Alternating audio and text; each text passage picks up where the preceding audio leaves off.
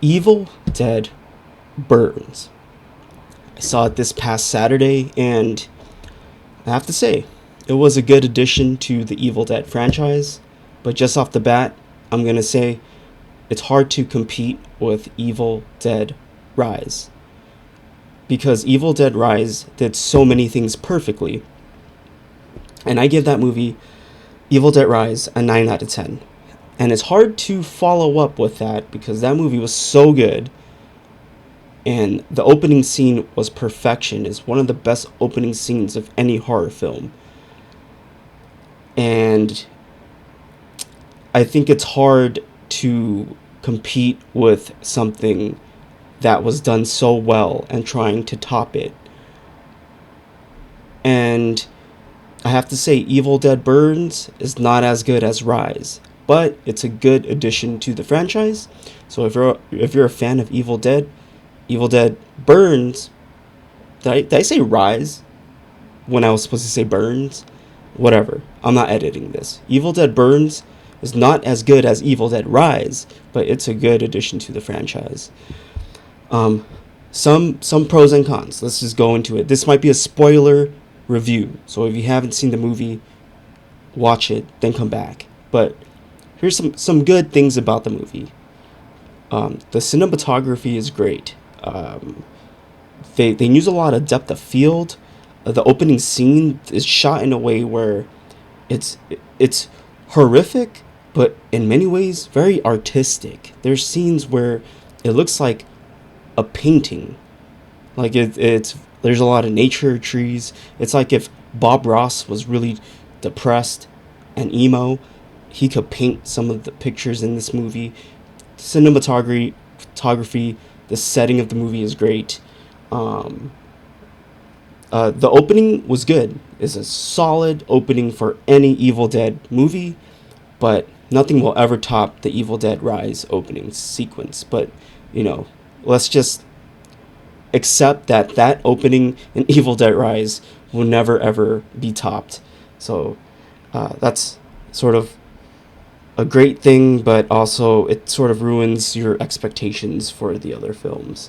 Um, the gore and shock value was satisfying if you're into that stuff, but I just feel like Evil Dead Rise did the gore and the tense because in that movie I feel like there was more at stake because of the characters. You were dealing with a mother and her family and young girls, and it was just more the casualties in Evil Dead Rise were more innocent, and you felt bad, and they were trapped in an apartment.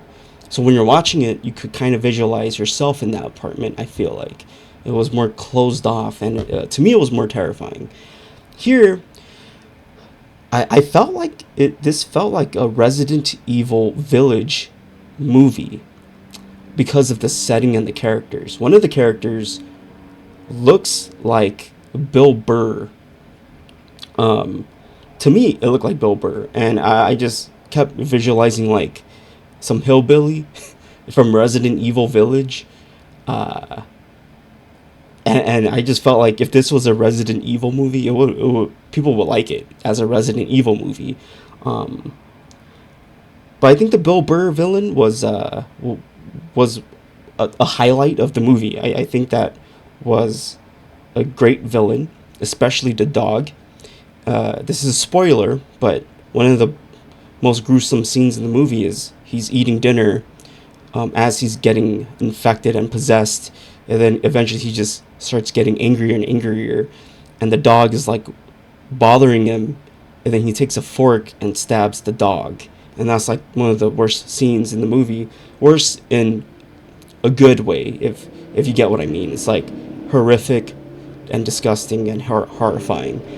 But the dog comes back as evil dog, and I think that kind of reminds me of the dogs from the Resident Evil franchise. And Bill Burr just seems like one of those villains from Resident Evil. I don't know the name, but I'm sure you could uh, pull it up. Um, but overall, I think the characters were not as um, I didn't feel as attached to the characters as I did in Evil Dead Rise, because in Evil Dead Rise you're sort of rooting for the kids to survive, you're rooting for the mother to survive, and we all know how that went. And you felt the impact when someone got infected and possessed, and became, what do you call it, like a, what is it called? I'm gonna get roasted for that. A dead bite, a deadbeat, not a, whatever. One of the demons. Anyways, this movie was good. I felt like it was a little bit too long. I think it could have been cut a bit shorter. This movie runs about an hour and 50 minutes, so basically 2 hours. I feel like with the concept of this movie and the story, it would have fit better as an hour and a half, to be honest. So I did feel like it was 2 hours, which was a bit unnecessary. 2 hours is unnecessary. Also, the way the movie plays out, this is a spoiler. Someone gets possessed, it spreads to the family, and basically everyone dies but one person. And we know that's the tradition of the Evil Dead movies. But I think we're at a certain point where that is becoming a bit repetitive. And I know that's part of the franchise. That's the formula, right? That's the Evil Dead formula. But I think we're at the point where there's been enough movies where it needs to change slightly. It doesn't have to change entirely. You could keep the tradition going, but there needs to be some added spice to it. There needs to be something new.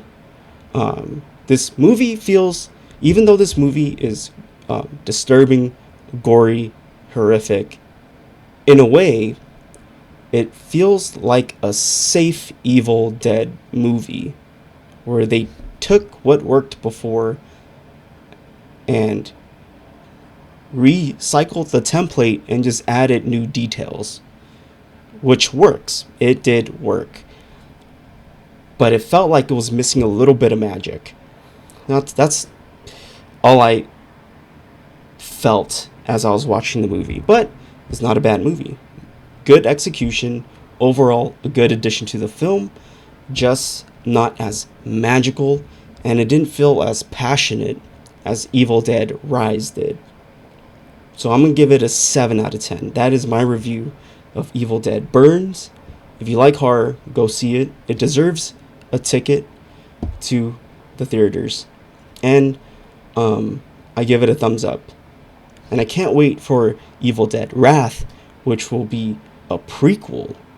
And I hope they do something very unique with that one. So I'm an Evil Dead fan. I'm invested. I like the movie. But Evil Dead Rise is my number one Evil Dead movie.